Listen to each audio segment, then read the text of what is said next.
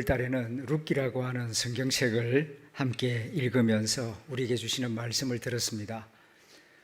룻기라고 하는 성경책의 핵심 단어는 헤세드입니다. 헤세드는 자비, 긍휼, 친절을 의미하는 히브리 말입니다. 사사시대에 그렇게 각박하고 삭막하는 기근의 시대였지만은 헤세드를 실천할 때 그곳에서 하나님께서 새로운 구원의 역사를 일으켜 주신다는 줄거리가 이 룻기라고 하는 성경책입니다. 먼저 나오미가 헤세드를 베풉니다. 젊은 며느리들에게 긍휼과 자비를 베풀며 자기보다는 젊은 사람들의 미래를 걱정하며 그들을 배려해 줍니다. 그럴 때에 헤세드는 나비 효과를 일으키는 것 같습니다. 그러한 자비와 긍휼을 경험한 며느리 룻은 아닙니다, 어머니 가는 곳에 저도 같이 갈 것입니다. 어머니를 섬기겠습니다. 하나님을 섬기는 마음으로 어머니를 섬기겠습니다. 그렇게 약속을 합니다. 이렇게 해서 베들레헴으로 돌아온 나오미와 룻이 그 어려운 가운데에서도 서로를 위로하며 배려하며 또 도우면서 살아가는 그 아름다운 모습이 보아스의 눈에 띄게 됩니다. 보아스가 그 시어머니와 며느리의 아름다운 삶의 모습을 보면서 큰 감동을 받고 내가 그들에게 헤세드를 베풀어야 되겠다 결심을 합니다. 보아스의 헤세드는 하나님의 말씀을 적극적으로 이루어드리는 삶을 통하여서 나타나는데, 첫째는 레위기 성경에 나그네와 가난한 자들을 위하여서 이삭을 베지 말고 흘린 이삭은 그냥 두어라 하는 그 말씀을 적극적으로 실천합니다. 이삭을 거두어 드리지 않을 뿐만 아니라 일부러 흘려두어서 가난한 사람들이 좀 더 넉넉하게 주어갈 수 있도록 합니다. 또 한 가지는 고엘 제도를 적극적으로 실천하는 것입니다. 하나님은 여호수아 시대 때에 12지파에게 땅을 나누어 주셨습니다. 그리고 말씀하시기를 이 땅이 이방인에게 팔려가지 않도록 해라. 혹시 너희 동족 가운데에서 전쟁이나 기근이나 아니면은 자연재난 또는 개인적인 어떤 어려운 일이 생겨서 먹고 살 길이 없어서 결국은 땅을 팔아야 할 때가 올 수가 있다. 그러면은 그 땅이 하나님 모르는 이방인에게 팔려가지 않도록 같은 친족이 그 땅을 사주어야 한다. 그리고 자식이 없이 남편이 죽었으면은 그 형제가 그 형수를 아내로 맞아들여서 그 가문을 이어갈 수 있도록 그 집안의 또 토지를 계속 지켜갈 수 있도록 해주어라. 그렇게 책임지는 사람, 도와주는 사람을 고엘이라고 부릅니다. 하나님은 이렇게 이스라엘 백성들을 위하여서 사회복지 율법을 주셨고 또 제도를 만들어 주셨지만은 그런 제도를 실천하기 위해서는 손해를 감수해야 됩니다. 내 이익 다 챙기면서 손해보지 않으면서 그와 같이 말씀을 다 실천하기란 어려워요. 그러다 보니까 이스라엘 백성들은 말씀은 알고 있으면서도 그 말씀을 제대로 실천하지를 않았습니다. 그런데 보아스는 이 룻의 그 아름다운 섬김의 모습을 보면서 내가 저 여인의 남편이 되어주고 저 집안을 다시 일으켜주는 고엘이 되어야 되겠다라고 결심을 합니다. 그러나 그는 절차를 따라서 그 일을 행합니다. 여기에 보아스의 그 깊은 배려심과 또 착한 마음과 진정으로 하나님을 공경하는 마음이 잘 나타납니다. 마음 같아서는 당장 룻을 아내로 취하여서 선한 일을 바로 즉시로 하고 싶지만은, 그러나 자기보다 더 가까운 친족이 있다는 사실을 알고 법 절차를 따라서 그 친족에게 먼저 묻습니다. 당신이 영순입니다. 엘리멜렉의 가장 가까운 친족이고 그 다음이 납니다. 그렇기 때문에 선택권이 당신에게 있습니다. 그렇게 먼저 물어보는 것입니다. 그 내용이 이제 오늘 우리가 읽은 이 룻기 4장 1절부터 8절까지 내용이 나옵니다. 1절을 보게 되면은 보아스가 성문으로 올라가서 거기 앉아 있더니 마침 보아스가 말하던 기업 물을 자, 그러니까 고엘이 지나가는지라 보아스가 그에게 이르되 아무개여 이리로 와서 앉으라 하니 그가 와서 앉으매. 이 기업 물을 자가 되는 것은 사적인 관계 속에서 감정적으로 해서는 안 되는 일입니다. 이거는 이 재산이 오가는 문제이고 또 결혼과 관련되어 있는 문제이기 때문에 흔히 하는 말로 공정을 받아야 돼요.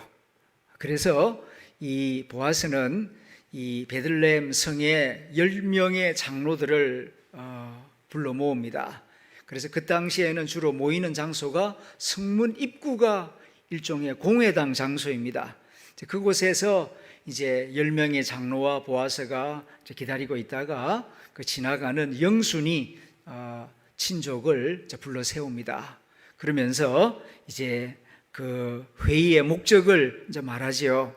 당신이 엘리멜렉의 가장 가까운 친척입니다.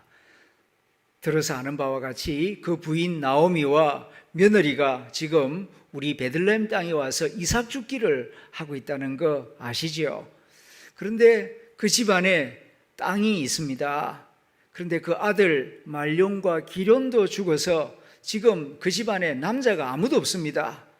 누군가가 그 집안에 가서 자손을 낳아 주어야 이제 그 토지의 주인이 되고 또 자자손손 그 토지를 하나님이 주신 땅을 지켜갈 수 있겠습니다. 당신이 기업 물을 자 영순이니까 어떻게 하겠습니까? 당신에게 선택권이 있습니다. 그렇게 이제 물을 때에 그 기업 물을 자가 뭐라고 대답을 하는 거 아니? 6절을 보게 되면은 그 기업 물을 자가 이르되 나는 내 기업에 손해가 있을까 하여 나를 위하여 물으지 못하노니 내가 물을 것을 네가 물으라. 나는 물으지 못하겠노라 하는지라. 자기 의사 표현을 이제 분명히 합니다. 나 안 하겠다. 룻의 남편이 되고 나오미의 사위가 되는 그런 고엘 기업 물을 자는 안 하겠다. 그렇게 의사 표현을 합니다. 왜 안 하겠다고 하느냐? 그가 말한 대로 나는 내 기업에 손해가 있을까 하여. 계산은 분명히 잘하고 있는 것 같아요. 이거 고엘 되겠다고 하면은 손해가 많습니다. 고엘이 되면은 세 가지 책임을 져야 되거든요. 첫째, 그 매물로 나온 그 땅을 내가 사줘야 됩니다. 내 돈 주고 사야 돼요. 두 번째로는 미망인과 결혼을 해주어야 합니다. 세 번째, 아들을 낳으면은 그 아들 이름으로 내가 지불하여 산 땅 등기를 해줘야 됩니다. 그러니까 내가 돈 주고 샀는데 내 땅이 아니고 이제는 그 친족의 땅이 되어버리는 것입니다. 이런 일을 하려고 할 때에 본인 마음이 있다 하더라도 그 집안에 부인이 좋아하겠습니까? 당신 미쳐서 그렇지 않겠습니까? 그리고 조강제처 입장에서 첩이 들어오는데 그러면은 또 집안 분위기가 아주 갈등이 생길 수 있고 이래저래 집안 내분도 생길 수 있고 또 금전적으로도 손해를 봐야 되고 그리고 어린 자녀가 태어나면은 금방 어른이 됩니까? 양육하는데 양육비도 많이 들어가고 그러니까 나에게는 손해가 될 것 같으니 안 하겠소 하고 그렇게 자기 의사를 밝히는 것입니다. 그러면은 요즘 같으면은 이제 법무사에 이렇게 공정 서류를 받겠지만은 옛날에는 그런 제도가 없으니까 풍속을 따라서 네가 한 말을 공개적으로 이렇게 확정한다는 뜻으로 벗은 신발을 벗어서 다음 기업 물을 자에게 줍니다. 그러면은 그걸 지켜보는 장로들과 백성들이 너는 분명히 책임을 안 하겠다고 하는 뜻으로 신발을 벗었지. 그러니까 두말하지 않기다. 이렇게 분명하게 그가 한 말을 이제 확정짓고 공정을 짓는 것입니다. 이 절차를 밟습니다. 그 다음 이제 네가 안 하겠다고 했으니 어떻게 할 거냐? 보아스가 났습니다. 그 다음은 내가 가까운 친족인데 내가 그 책임을 감당하겠다. 내가 고엘이 되겠습니다 하고 많은 장로들과 백성들 앞에서 선언합니다. 그 내용이 오늘 본문 9절 10절인데요. 중요한 말씀이니까 같이 소리내어 다시 읽어보겠습니다. 시작. 보아스가 장로들과 모든 백성에게 이르되 내가 엘리멜렉과 기룡과 말론에게 있던 모든 것을 나오미의 손에서 산 이래 너희가 오늘 증인이 되었고 또 말론의 아내 모압 여인 룻을 사서 나의 아내로 맞이하고 그 죽은 자의 기업을 그의 이름으로 세워 그의 이름이 그의 형제 중과 그곳 성문에서 끊어지지 아니하게 하며 너희가 오늘 증인이 되었느니라 하니. 아멘. 보아스가 공개적으로 내가 그럼 고엘이 되겠습니다. 고엘이 되겠다고 선언했으니까 약속한 대로 내 돈으로 그 토지를 사겠습니다. 그리고 미망인 룻을 내 아내로 맞아들이겠습니다. 아들이 생기면은 내 이름이 아니고 그 아들 이름으로 이 토지를 등기하겠습니다. 모든 손해를 다 감수하고 내가 성실하게 그 책임을 감당하겠노라고 장로들과 백성들 앞에서 공개적으로 약속을 하는 것입니다. 그렇게 선한 일에 손해를 보면서도 자기가 고엘이 되겠다고 선언하는 이 보아스의 모습을 보면서 장로들과 백성들은 무척이나 기뻐하고 감사하게 생각하고 또 축복을 합니다. 사람들이 그런 것 같습니다. 자기는 선한 일을 못해도 다른 사람이 선한 일을 하면은 그렇게 기쁘고 감사하고 다행이다 하는 그런 생각이 들었던 모양입니다. 그래서 베들레헴의 모든 지도자들과 백성들, 여인들이 이 보아스와 룻의 결혼식을 크게 축복을 하는데 그 축복하는 내용 가운데에서 여인들이 이제 그 신부 룻을 축복합니다. 어떻게 축복하느냐 하면은 네가 마치 이스라엘을 세운 라헬과 레아의 두 사람 같게 하시기를, 하나님이 라헬과 레아를 축복하신 것처럼 너와 너의 후손을 축복해 주시기를 바란다. 그렇게 여인들이 복을 빌어주고 그 다음 신랑 되는 보아스를 축복하는데 그 말씀이 오늘 본문 12절에 있습니다. 여기에 설교 제목이 있기 때문에 같이 읽어보겠습니다. 시작. 여호와께서 이 젊은 여자로 말미암아 내게 상속자를 주사 내 집이 다말이 유다에게 낳아준 베레스의 집과 같게 하시기를 원하노라 하니라. 아멘. 이렇게 베들레헴 모든 백성들과 장로들과 여인들이 이 보아스와 룻의 결혼을 축복하며 그 후손에게 복을 기원하고 있습니다. 하나님은 땅에서 복을 비는 사람들의 그 말을 들으시고 실제로 하늘에서 복을 내려 주십니다. 자, 이 점을 우리가 오늘 저녁 깊이 생각해야 합니다. 땅에서 우리가 이웃에게 복을 빌어주면 하늘에 계신 하나님이 들으시고 우리에게도 그에게도 복을 내려주시는 좋으신 하나님이십니다. 그러므로 우리가 만나는 사람들에게 하나님이 주신 놀라운 이름, 이 전능하신 축복의 근원이 되시는 하나님의 이름으로 아름다운 사람들, 착한 사람들, 그리고 믿음의 사람들을 부지런히 축복하는 저와 여러분들이 될 수 있기를 소망합니다. 그런데 이 보아스를 축복하는 말 가운데에 베레스의 집과 같게 하시기를 원한다는 말이 있어요. 자, 이 부분을 오늘 저녁 좀 깊이 생각하기를 원합니다. 많고 많은 사람 가운데에서 왜 하필이면 베레스의 집과 같게 되기를 원한다라고 그 베들레헴의 장로들과 백성들이 복을 빌어 주었는가? 베레스가 누구인가? 먼저 생각을 해봅니다. 베레스는 여기 성경에서 나오는 대로 다말이 유다에게 낳아준 아들 이름입니다. 그런데 다말은 누구고 유다는 누구입니까? 다말은 며느리고 유다는 시아버지입니다. 그 사이에서 낳은 아이가 베레스라고 하는 아이입니다. 이 이야기가 창세기 38장에 자세히 기록되어 있습니다. 그 자세한 이야기는 생략을 하고 결과만 생각해 본다면은 며느리하고 시아버지 사이에 낳은 자식이다. 한마디로 이거는 사고 친 거죠. 그리고 아주 남사스러운 일이고 부끄러운 이야기고 차마 말하기 어려운 그런 이야기입니다. 어떻게 며느리하고 시아버지하고 아기를 낳을 수 있단 말이냐?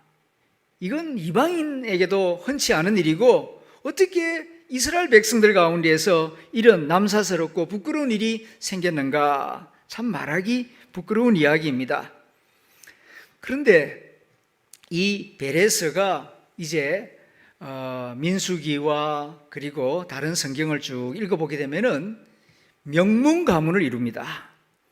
베레스가 어렸을 때에 얼마나 동네 사람들에게 많이 손가락질 받았겠습니까? 쟤는 말이야 할아버지하고 며느리하고 그 사이에서 생겨난 아기래. 그러면서 수군거리고 손가락질하고 그래서 친구들 사이에 제대로 어울리지도 못하고 아마 그 유년 시절, 청소년 시절이 굉장히 힘들었을 것입니다. 그런데 그런 부끄러운 출생의 비밀을 가지고 태어난 아이였지만 이 베레스가 이스라엘 역사 가운데에서 정말 훌륭한 일을 많이 합니다. 그래서 그 이름이 성경에 아주 아름답게 명예스럽게 기록되어 있습니다. 두 가지만 말씀을 드립니다. 이 베레스의 가문 가운데에 이제 5대 후손, 5번째 이제 후손 가운데 나손이라고 하는 아들이 태어납니다. 오늘 본문 룻기 4장 20절에 보면은 암미나답은 나손을 낳았고 나손은 살몬을 낳았고 라는 말씀이 있어요. 이 베레스의 5대손 나손, 정확히 말하면 암미나답의 아들인데 이 나손이 출애굽 시대에 정말 하나님 보시기에 훌륭한 일을 행합니다. 첫째는 이제 탈무드에 기록된 이야기인데요. 우리가 아는 대로 출애굽한 이스라엘 백성들이 홍해바다 앞에 서게 됩니다. 뒤에는 애굽 군대가 죽이겠다고 달려오고 앞에는 시퍼런 바다가 있는데 진퇴양난이죠.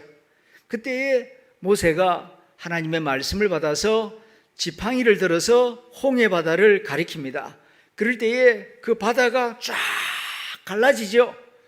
그리고 그 많은 물이 높은 벽처럼 서 있고 그 가운데 길이 납니다. 그 가운데 이제 이스라엘 백성들을 지나가게 하는데 이스라엘 백성들이 자기 눈으로 보면서도 두려워합니다. 그래서 어느 누구도 주저주저 하면서 먼저 그 홍해바다의 사이에 난 길에 발을 들여 놓지를 못합니다. 그럴 때에 이 나손이, 베레스의 후손 나손이 맨 먼저 그 홍해바다 가운데에 발을 들여 놓습니다. 그리고 좌우에는 물이 벽처럼 되어 있는데 그 가운데 홀로 먼저 지나가는 것을 보면서 뒤에 있는 이스라엘 백성들이 용기를 내어서 그 마른 땅을 지나서 홍해를 무사히 지나간 일이 있었습니다. 이것을 두고 이제 서양에서는, 기독교를 먼저 받아들인 서양에서는 이런 경우를 일컬어서 The First Penguin이라고 부릅니다. 첫 번째 펭귄. 무슨 말이냐면은 북극의 새들 그 펭귄이 물에 뛰어들어야 삽니다. 뒤에서 북극 곰이 달라들 때. 그런데 앞에는 시퍼런 바다가 있고 바다 사자가 있으니까 이리도 못하고 저리도 못하고 할 때에 용감한 첫 번째 펭귄이 물속에 들어가서 헤엄을 치면은 다른 친구들도 용기를 내어서 이제 물속에 들어가서 빨리 도피를 하게 된다는 것이죠. 이것은 이제 일종의 이디엄, 수구가 되었습니다. 그래서 첫 번째 펭귄이란 불확실한 상황 가운데에서 이러지도 못하고 저러지도 못하고 주저하고 있을 때에 첫 번째로 용기 있게 첫 발을 디디는 사람을 일컬어서 첫 번째 펭귄이라고 부르는 것입니다. 이 나손이 하나님의 말씀을 확실하게 믿었고 그리고 말씀에 순종하여 가장 적극적으로 실천에 옮기는 용기를 보여준 사람이었습니다. 그 다음 광야를 지날 때에 있었던 일입니다. 교회의 모형으로서 하나님이 성막을 만들라고 지시하시죠. 그래서 모세가 성막을 다 만든 다음에 첫 번째 예배를 드립니다. 그 내용이 민수기 7장에 나오는데 성막을 다 지은 다음에 이제 지파별로 하나님 앞에 예물을 가지고 와서 예물을 드리고 예배를 드리는데 맨 먼저 하나님 앞에 예물을 드린 지파 이름이 이 나손이었다라고 민수기 7장 12절에 기록하고 있습니다. 제가 읽어봅니다. 첫째 날에 헌물을 드린 자는 유다 지파 암미나답의 아들 나손이라.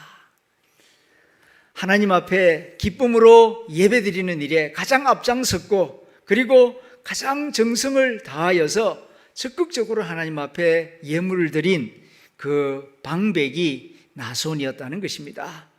이 외에도 이 나손의 아름다운 그 하나님을 섬기는 이야기, 또 백성들의 모범이 되는 이야기가 여러 군데 나오고 있습니다. 이렇게 베레스의 후손 가운데에서는 나손과 같이 훌륭한 하나님을 섬기는 지도자가 나왔고 그 나손은 오늘 성경이 말씀하는 대로 살몬을 낳습니다. 살몬은 여호수아 시대 때에 여호수아 2장을 보게 되면은 여리고성을 점령하기 전에 정탐꾼을 2명 보냅니다. 그 중에 한 사람 이름이 이 살몬이었습니다. 그 아버지 나손이 용감하고 하나님을 섬기는 일에 있어서 가장 적극적이었던 것처럼 그 아들 살몬도 여리고성에 들어가면은 정탐꾼으로 들어가면 잡히면은 정말 고문을 당하고 죽을 수도 있는데 그 일에 자원하여서 그렇게 정탐꾼으로 들어갑니다. 그곳에서 이제 라합이라고 하는 여인을 만나게 되죠. 그 여인의 도움을 통하여서 이제 목숨을 구할 수 있게 되고 여리고성을 점령한 다음에 이제 라합을 아내로 맞이하여서 가정을 이루게 됩니다. 그 사이에서 낳은 아들이 보아스입니다. 그러니까 보아스는 어머니가 이방인이에요. 가나안 여자, 그것도 기생 출신입니다. 그러니까 철 모르는 어린아이들이나 또 믿음이 없는 그런 동네 사람들은 이 보아스를 많이 놀렸을 것입니다. 유대인들은 이 순혈통에 대하여서 굉장히 깊은 그 예민함을 가지고 있습니다. 피가 순수하냐 아니면은 이방인 피가 섞였냐 이거 가지고 굉장히 따지는 민족인데 가나안 여자 그것도 기생이 이렇게 엄마가 되어서 낳은 아들이라고 하니까 얼마나 놀림을 많이 받았겠습니까? 그런 보아스가 이제 성인이 되었을 때에 자기 밭에서 이삭을 줍고 있는 이방 여인 모압 룻을 보게 된 것입니다. 그리고 그 룻이 얼마나 참 믿음이 깊고 착한 마음을 가지고 있는지, 그리고 연약한 시어머니 나오미를 그렇게 섬기는 일에 최선을 다하고 있다는 말을 들을 때에 남다른 감동과 또 마음의 긍휼과 자비를 느꼈던 것입니다. 그리하여 보아스가 내가 고엘이 되겠다 하고 나선 것이었고, 법적인 절차를 거쳐서 영순이 친족이 안 하겠다고 하니까 이제 보아스가 내가 책임을 다하겠다, 그렇게 약속을 하고 룻을 아내로 맞아들인 것입니다. 이렇게 결혼할 때에 마을의 장로들과 백성들과 여인들이 크게 축복을 해 주었고, 그리고 이제 10달 뒤에 아들이 태어납니다. 그 아들 이름을 오벳이라고 짓습니다. 오벳, 여기에도 깊은 뜻이 있어요. 그 뜻은 섬김이라는 뜻입니다.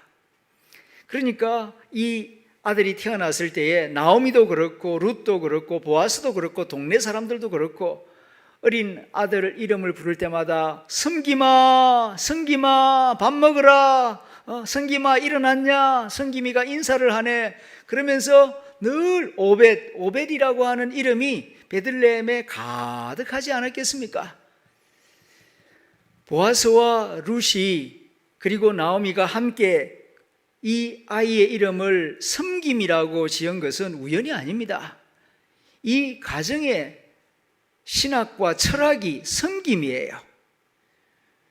우리 조상 나손이 하나님을 섬기는 일에 가장 앞장서고 적극성을 보였던 것처럼, 그리고 우리 할아버지 살몬이 우리 백성을 섬기기 위하여서 여리고성의 정탐꾼을 들어가서 목숨 걸고 임무를 수행했던 것처럼, 그리고 보아스가 이 힘없는 여인들 나오미와 룻을 보살피고 섬기는 일에 자기의 이익과 손해를 따지지 아니하고 모든 것을 다 드렸던 것처럼 이 집안은 대대로 섬김의 정신으로 가득 차 있는 그런 집안입니다. 그 마음을 담아서 이 아이의 이름을 오벳, 섬김이라고 정해 주었던 것입니다. 이 오벳은 이제 또 장성하여 이새를 낳고 이새는 다윗을 낳게 됩니다. 정말 그 동네 사람들이 축복했던 그 말 그대로 유명한 자가 되게 하시기를 그랬는데, 유명한 정도가 아니라 이스라엘 전체를 다스리는 왕이 나게 하셨던 것입니다. 이렇게 적극적으로 하나님을 섬기고 이웃을 섬기는 그 집안과 그 후손은 하나님께서 복되게 하시고 큰 은총을 베풀어 주십니다. 이것을 우리가 오늘 이 말씀을 통하여서 깊이 깨닫고 마음에 새기는 저녁 시간이 될 수 있기를 소망합니다. 처음에는 보잘것없는 일이고 보리삭 줍는 일, 그리고 이웃을 섬기는 일, 작은 일이라 할지라도 기쁨으로, 겸손함으로, 사랑으로 잘 섬기면은 하늘에 계신 하나님이 다 지켜보고 계십니다. 헤세드가 있는 곳에 하나님이 함께 하십니다. 영국 역사에 이런 이야기가 내려옵니다. 한 번은 고아로 태어난 소년이 오갈 데가 없어가지고 런던 시내를 배회하다가 캔터버리 대성당에 가서 도움을 구합니다. 그 사정을 딱하게 여긴 그 성당 신부가 그러면은 우리 성당 청소부가 되어라. 그래서 성당을 청소하고 허드렛 일을 하는 그런 관리 집사가 됩니다. 그런데 이제 조금 키가 크고 덩치가 커지니까 종을 치는 일을 맡기게 됩니다. 그래서 이제 평소에는 청소도 하고 허드렛 일도 하고 그러다가 시간이 되면은 이 땡그랑 종 치는 것을 이제 하게 됩니다. 얼마나 성실하게 정확하게 그 약속된 시간이 되면은 종루에 올라가서 종을 치는지, 수십 년이 지나오면서 런던 시민들은 저 캔터버리 성당의 종소리를 듣고 자기 시계를 맞출 정도로 그렇게 유명한 종소리가 되었습니다.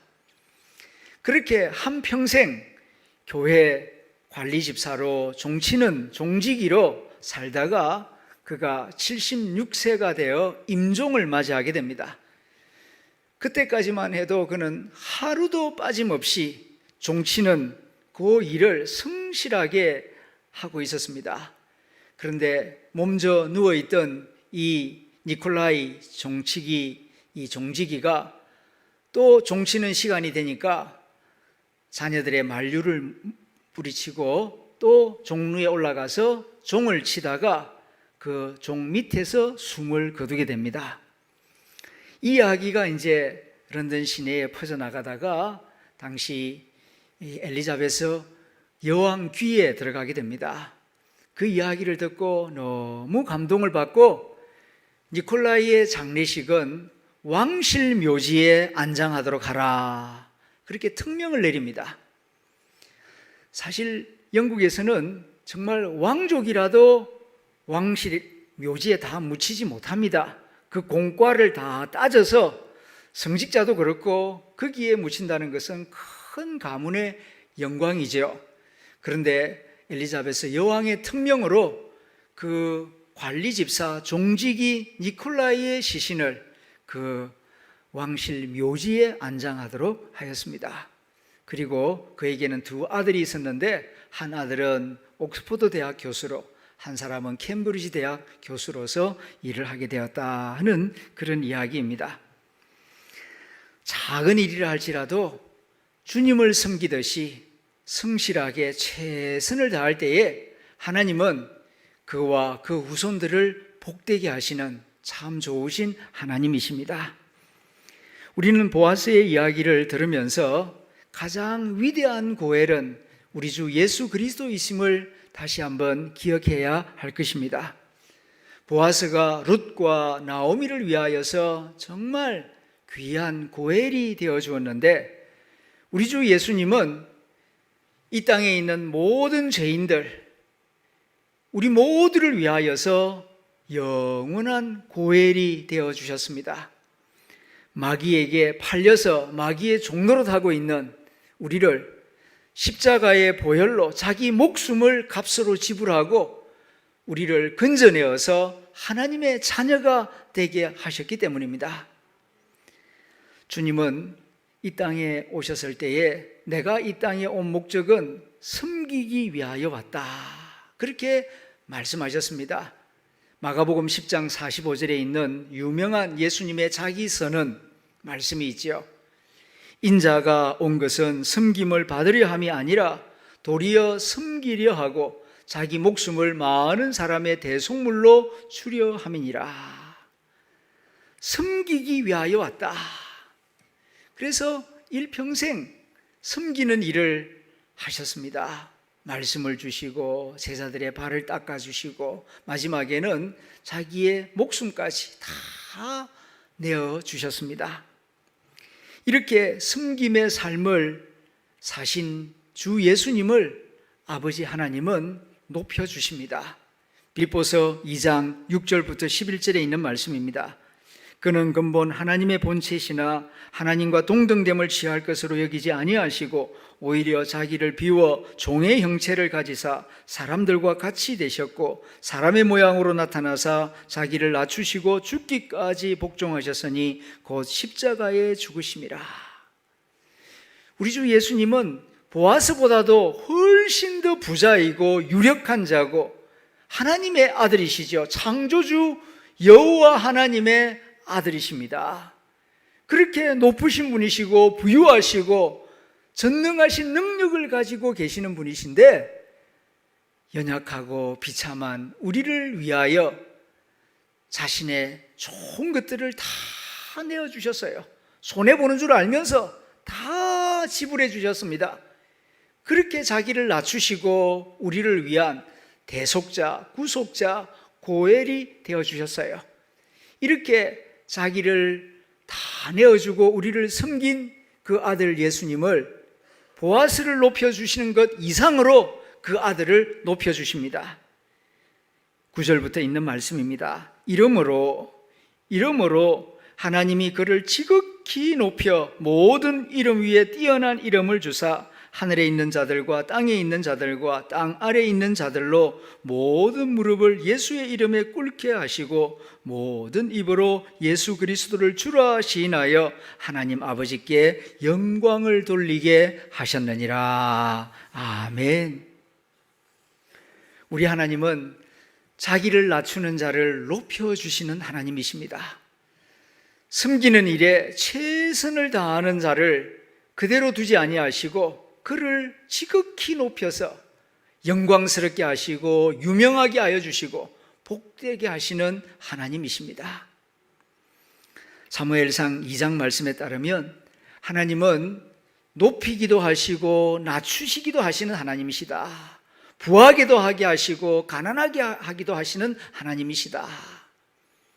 여기서 우리는 기억해야 합니다. 사람의 힘으로, 자기 힘으로 내가 나를 높인다고 내가 높아지지 않아요. 하나님이 높여주실 때에 진정으로 높아지는 줄로 믿습니다. 하나님의 인정을 받고 하나님의 복을 받고 하나님의 높임을 받아야 그게 진정으로 높아지는 것이지, 내가 내 이름을 바위에 새긴다고 많은 사람들에게 강요한다고 내가 높아지는 것이 아닙니다. 사무엘상 2장 7절 8절에 있는 말씀입니다.